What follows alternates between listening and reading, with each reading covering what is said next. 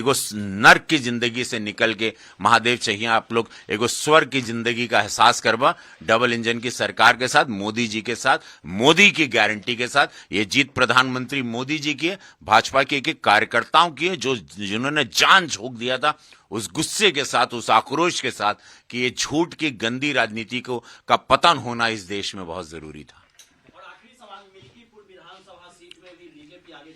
ऐतिहासिक बातें देखिए, ये लोगों ने जो छल कपट किया था, जिसमें हम तो गोरखपुर जीत के हमारे कई माननीय सांसद हार गए थे, आज और बाद में ट्रॉफी की तरह वो अयोध्या प्रसाद को हर जगह क्या नाम है उनका जो सांसद जी वहां से फैजाबाद से जीते थे, अवधेश प्रसाद को हर जगह पे ले लेके घूम रहे थे और उनका नाम अयोध्या प्रसाद रख दिए थे।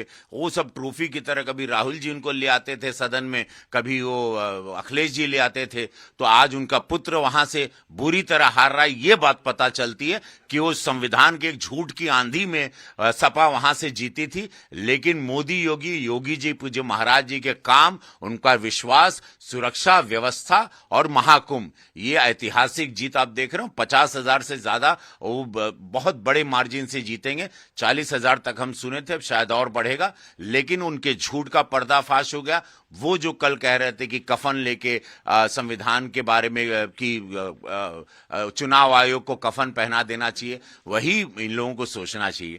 यही चुनाव आयोग, ये अद्भुत रहा, इनके लिए अद्भुतम रहा। मार छाती पे चढ़ा के घूम रहे थे जब आप लोकसभा की सीटें जीते थे। 6 महीने में चुनाव आयोग की मृत्यु हो गई। ये सुन के और ये बातें सुन के बड़ा दुखद रहा, लेकिन आज जनता ने करारा जवाब दिया। 27 में बुरी तरह सपा हार रही है। Bharatiya Janata party double engine सरकार, मोदी योगी आ रहे हैं। आज ये संदेशा बहुत बड़े पैमाने पे गया। अयोध्या का आक्रोश था, जो अयोध्या के साथ खिलवाड़ हुआ, जो छल हुआ, जो उसके साथ मजाक उड़ाया गया था कि अयोध्या जीत गया, अयोध्या फैजाबाद, आज उनको जवाब अयोध्या से प्रभु राम दे दिए। जय श्री राम। ये राम जी का आशीर्वाद रहा इन लोगन के कि भैया झूठ का नाश हो गई आज।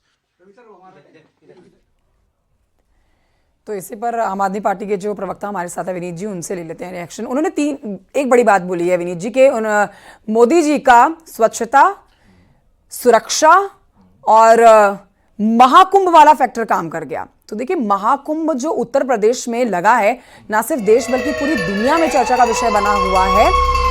मैं आती हूं आपके पास, ये बड़ी खबर बता देते हैं अपने दर्शकों को। मिल्कीपुर में बीजेपी 30,944 वोटों से आगे चल रही है। बड़ा मार्जिन होता जा रहा है। मिल्कीपुर में 11वें राउंड की गिनती पूरी कर ली गई है और मिल्कीपुर में बीजेपी 30,000 लगभग 31,000 आप कह सकते हैं वोटों से आगे चल रही है इस समय।